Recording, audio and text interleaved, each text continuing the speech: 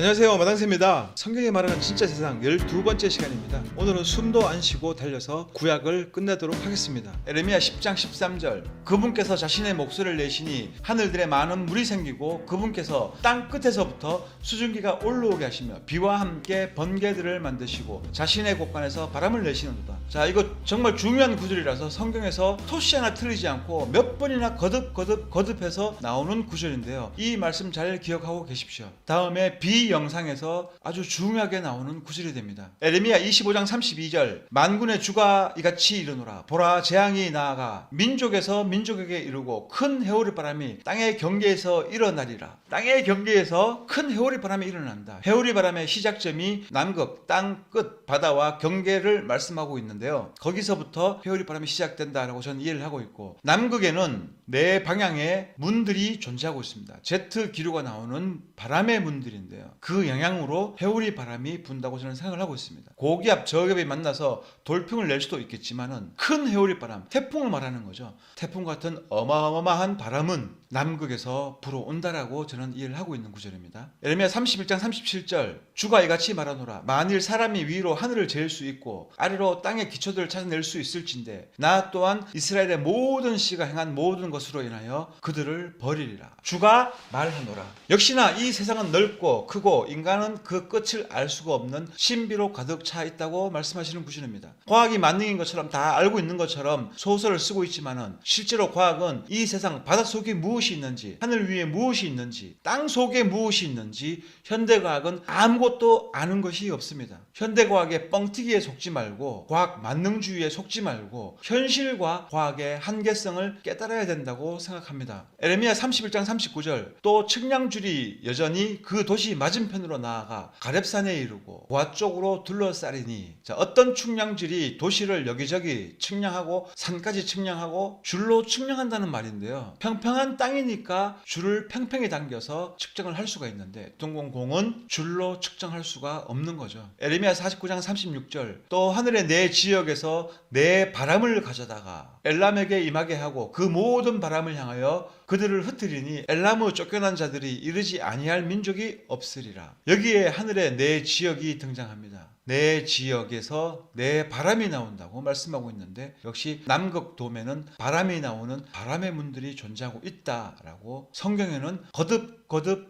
말씀하고 계십니다. 성경을 믿으시고 과학이라는 소설을 믿지 마시기 바랍니다. 자, 그리고 여기 에레미야 51장에 로마 교황청의 멸망 예언이 나오고 있습니다. 바빌론이 바로 로마 교황청이고 로마 교황청은 로마에 있죠. 에레미야 51장 1절, 주가 이같이 말하노라. 보라, 내가 멸망시키는 바람을 일으켜 바빌론을 치고 나를 대적하려고 일어나는 자들의 한가운데 거하는 자들을 치며. 다음 구절을 보면 로마 교황청 아래 엄청난 물들이 있음이 나타나는 구절이 있습니다. 51장 13절, 오 많은 물들 위에 거하며 보물이 풍부한 자여, 너의 끝 곧 너의 탐욕의 한계가 이르렀느니라. 저는 이 구절을 읽고 이제 얼마 안 있으면 시작될 종말 때의 대환란, 7년 대환란 기간 중에 로마 교황청이 주도해서 신세계 질서로 세계를 통합하고 10개의 나라를 세웠고 10왕을 세우게 됩니다. 그리고 그 10왕이 공교롭게 교황청을 대적해서 교황청을 불질러버리고 멸망시켜버립니다. 계시록에 예언되어 있는 상황들인데요. 에레미야 51장 상황을 연결해서 생각해보니까 일단 로마는 모조리 불타게 됩니다. 멸망하게 되는 거죠. 그리고 많은 물들이 지금 현재 로마가 있는 지역 아랫부분에 존재하고 있습니다. 그 물이 땅 위로 범람해서 로마를 덮어버려서 물에 잠궈버립니다. 얼마 전에 로마에 홍수가 나서 광장이 잠겨가지고 전 세계 토픽에도 나온 게 있었는데요. 제가 교황청에 연관되어 있길래 자세히 확인해 봤습니다. 로마라는 도시 자체가 해수면에서 높지를 않아요. 굉장히 낮은 지역에 평지로 존재하고 있는 게 로마예요. 거기 로마 교황청이 있고요. 그래서 성경 말씀에 봤더니 많은 물들 위에 거한다고 교황청 아래에 엄청난 물이 있음을 시사해주고 있었습니다. 그래서 종말 때에 이 많은 물들이 로마 교황청을 물로 잠궈 버리게 됩니다. 에레미야 51장 16절, 그분께서 목소리를 내시니 하늘들에 많은 물이 생기고 그분께서 땅의 끝에서 수증기가 오르게 하시며 비와 함께 번개들을 만드시고 자신의 곳간에서 바람을 내신다. 이게 또 똑같은 구절이 나오죠. 땅끝, 수증기, 비, 번개, 바람. 비영상을 기약하면서 넘어가도록 하겠습니다. 에레미야 51장 36절. 그러므로 주가 이같이 말하노라. 보라, 내가 내 사정을 변호하고 너를 위해 원수를 갚으며 그녀의 바다를 마르게 하고 그녀의 샘들을 마르게 하리니. 여기서 그녀는 교황청인데요. 그녀의 바다를 마르게 한다. 자, 이거는 제가 생각할 때 위의 구절과 상충되기 때문에 저는 이 구절을 어떻게 생각을 하고 있냐면, 그녀가 가지고 있는 권력과 사람들, 재물, 권세, 이런 것을 말하고 있다고 저는 생각을 하고 있습니다. 에레미야 51장 42절. 바다가 바벨론 위에 올라왔으므로 그녀가 바다의 많은 파도에 덮였도다. 자, 이렇게 교황청의 최종 몰락은 바다로 덮여버린다 라고 성경에서 말씀하고 있는 거예요. 자, 이제 에스겔서로 넘어가겠습니다. 에스겔 32장 7절. 내가 너를 물리칠 때에 하늘을 가려 거기 별들을 어둡게 하고 해를 구름으로 가리며 달이 자기 빛을 내지 못하게 하리라. 여기서도 해, 달, 별들이 스스로 빛을 낸다고 누누이 말씀하고 있네요. 과학의 거짓말이 밝혀지는 구절입니다. 자, 다니엘서로 넘어가겠습니다. 다니엘 4장 10절. 내가 침상에서 본 내 머릿속의 환상들은 이러하니라. 내가 보니 보라, 땅의 한가운데 한 나무가 있어. 그것의 높이가 높더라. 땅의 한가운데, 북극 중앙이죠. 환상에서 거기 큰 나무가 있었는데 북극 중앙에 아주 큰 나무가 하늘에 닿았다고 말을 하고 있는데요. 잭과 콩나무가 왠지 소설처럼 느껴지지 않는 구절인데요. 이어지는 구절 4장 11절. 그 나무가 자라서 강하게 되고 그것의 높이가 하늘에까지 닿아 그것의 모습이 온 땅의 끝까지 이르렀으며.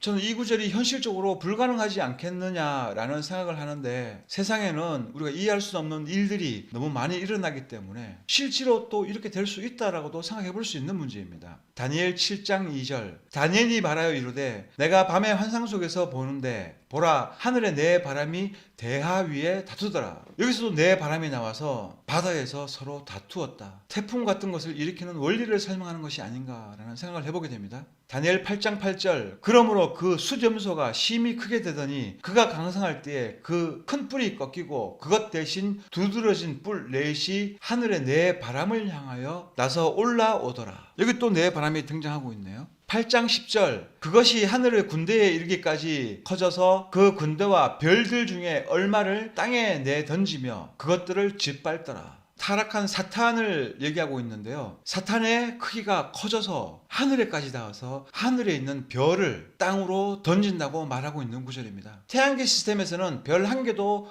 이 지구는 감당을 할 수가 없습니다. 그런데 여기서 보니까 별 한 개도 아니고 하늘에 엄청나게 많은 별들이 있는데 그 중에 얼마, 숫자는 나오지 않지만 굉장히 많을 것으로 알고 있는데요. 그 별들을 땅으로 던졌다고 말하고 있습니다. 둥근 지구와 태양계 시스템에서는 절대 있을 수 없는 일이죠. 별은 하늘에 떠 있는 작은 조명일 뿐이에요. 지구보다 수십 배 큰 흙덩어리 별이 절대로 아니라는 것을 저는 수차례에 걸쳐서 증명을 했었습니다. 성경을 믿으세요. 과학은 여러분들을 속이고 있습니다. 요엘서로 넘어갑니다. 요엘 2장 10절. 그들 앞에서 땅이 진동하고 하늘들이 떨며 해와 달이 어두워지고 별들이 빛을 내던 것을 멈추리로다. 자, 여기서도 해, 달, 별은 스스로 빛을 내고 있다고 해석할 수 있는 구절이 됩니다. 요엘 2장 31절. 크고 두려운 주의 날이 이르기 전에 해가 변하여 어둠이 되고 달이 변하여 피가 되려니와. 자, 이제 대환란 때, 종말 때 해가 검어지고 달이 핏빛으로 변한다는 내용입니다. 태양계 시스템에서는 불가능하죠. 요엘 3장 15절. 해와 달이 어두워지고 별들이 빛을 내던 것을 멈추리라. 자, 여기서도 반복되는 구절입니다. 아모스로 넘어갑니다. 9장 6절. 그가 하늘에 자신을 위하여 여러 층을 건축하며 땅에 자신의 군대를 세우고 바다의 물들을 불러 지면에 그것을 쏟나니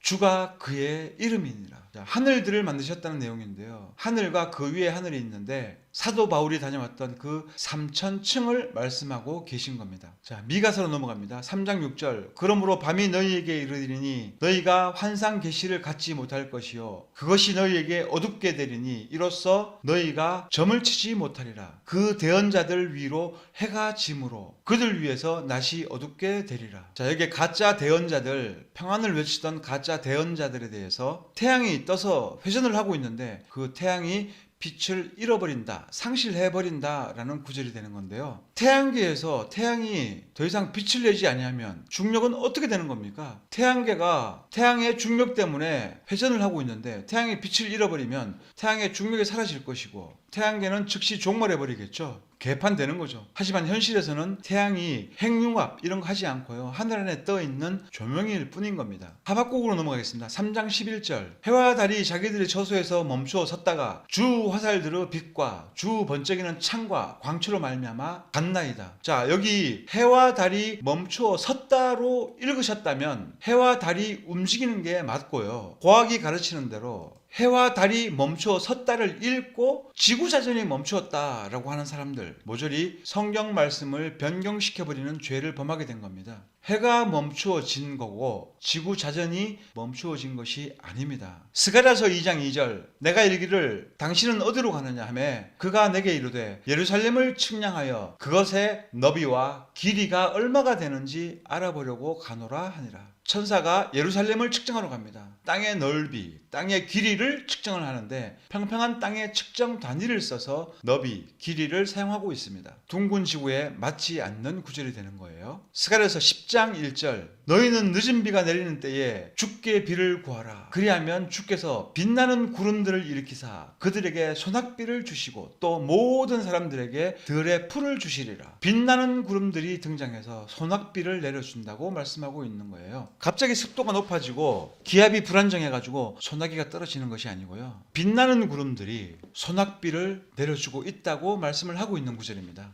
스가랴서 12장 1절. 이스라엘을 위한 주의 말씀의 엄중한 부담이라. 부담은 경고가 아니라고 말씀드렸죠. 부담은 징계에 대한 확정입니다. 주 곧 하늘들을 펼치고 땅에 기초를 놓으며 사람 속에 사람의 영을 짓는 이가 말하노라. 여기도 땅의 기초가 나오고 있습니다.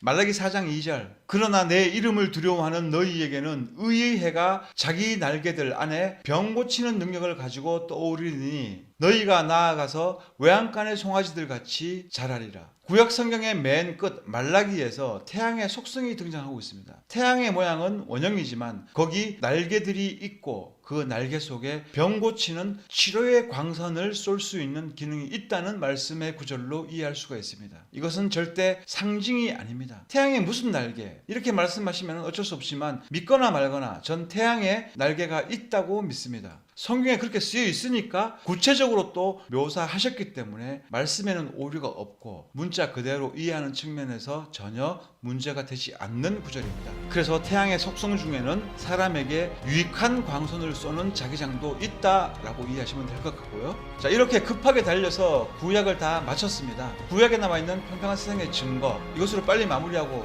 또 신약은 빨리 끝날 것 같아요. 준비한 영상은 여기까지고 어떻게 보면 유치해 보일 수 있지만 성경은 어린아이처럼 단순하게 읽고 이해해야 맞다고 생각합니다. 리오야단을 하나님이 만들었고 하나님이 바다에 풀어놓고 뛰어놀게 하셨다고 쓰였으면 그렇게 믿어야 되는 겁니다. 영적 해석하는 사람들은 다 좋은데 말씀, 단어를 최우선시하지 않고 자기들의 영적 해석을 먼저 기준 삼기 때문에 항상 스스로의 함정에 빠지게 되어 있어요. 어리석은 사람들이 없기를 바라봅니다. 시청해주셔서 감사드립니다.